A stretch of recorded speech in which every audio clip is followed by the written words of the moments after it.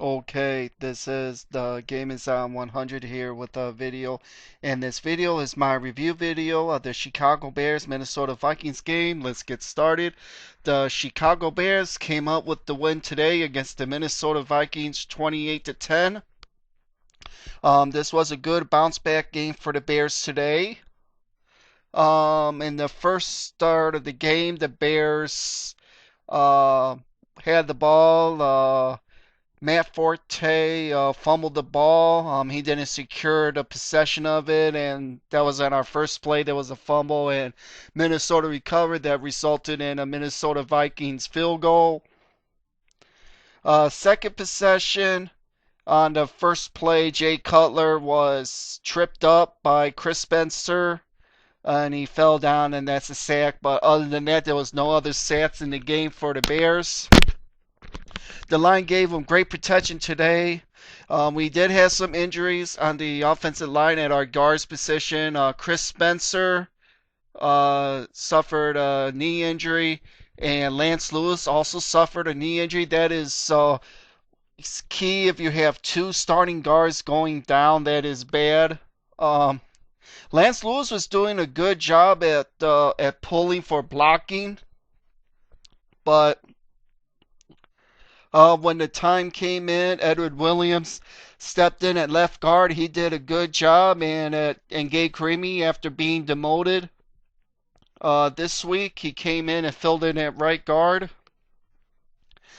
The offensive line stepped up good today. Jonathan Scott was good today. Jamarcus Webb also had a decent game today.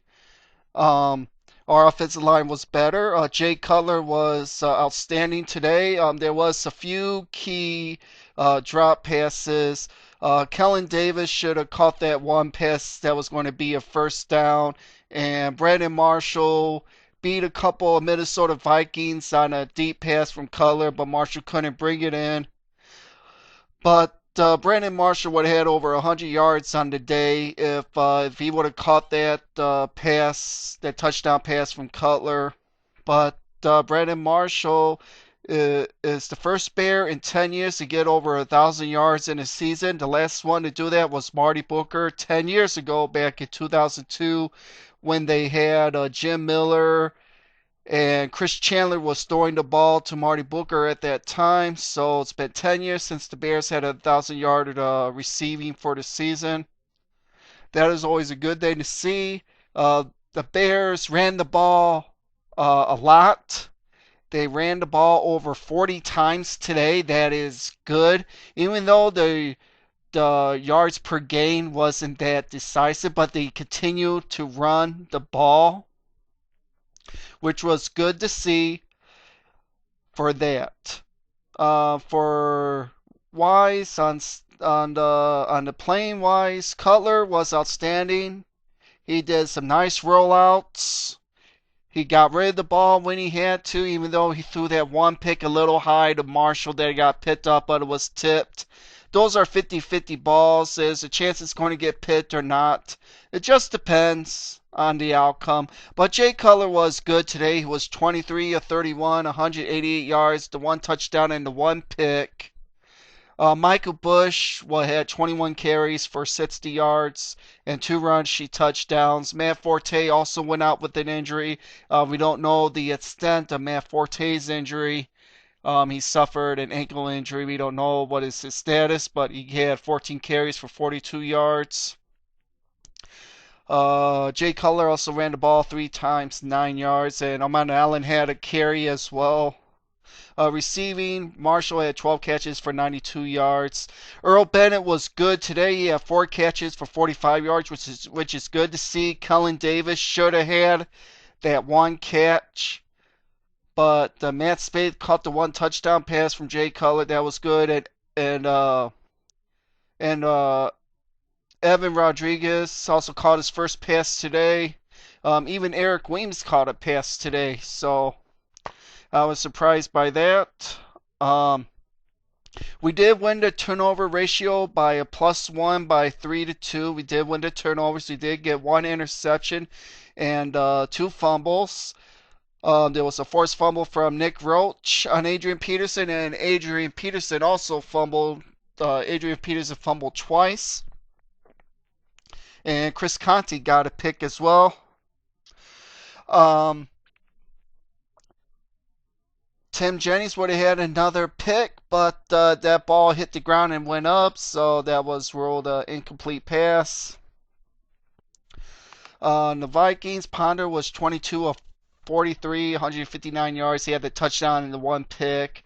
Adrian Peterson was basically shut down in the first half, but in the second half, that was at the time he got all the majority of his yardage was in garbage time, so he got 108 yards. So receiving rights, Rudolph had 5 catches for 55 yards. He had that one touchdown. The right, 7 catches, 49 yards. And Peterson, 6 catches for 30 yards as well. Um, Defense was solid again. We gave up 10 points on defense. The defense was good today. A sound game, under 300 yards of total offense from the Bears given up today, which is a good sight to see. We only gave up 10 points, which is good, and we scored 28 points today by our offense. So overall, we did a better job today.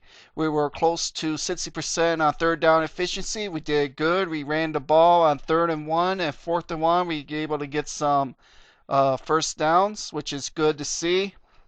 But overall, from the injury standpoint, like I said,